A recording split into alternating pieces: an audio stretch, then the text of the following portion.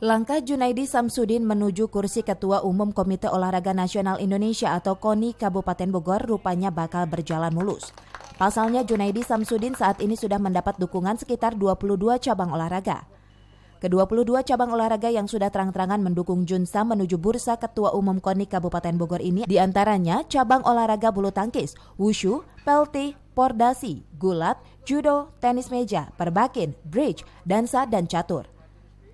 Dukungan tersebut terjadi setelah Junaidi Samsudin menyatakan pertama kalinya jika ia siap maju dalam bursa Ketua Umum KONI Kabupaten Bogor periode 2019-2023. Junsam juga sangat berterima kasih untuk cabang-cabang olahraga yang saat ini berkomitmen untuk mendukungnya. Selain itu, ia juga sudah melakukan koordinasi dengan Ketua Umum KONI Kabupaten Bogor saat ini yaitu HM Rusdi. Dan mereka sepakat akan mensupport dan mendukung saya. Itu yang dapat kami gariskan tadi. Ini kan baru cabur yang non-ASN birokrat ya. Yang birokrat apa? Nah, dari sekarang yang ada 22 cabur ini, insya Allah berikutnya 1 atau 2 hari ke depan kami akan juga mengundang di luar yang sekarang, baik itu ASN maupun non-ASN. Dari Cibinong, Cevi Alfi Adrian melaporkan.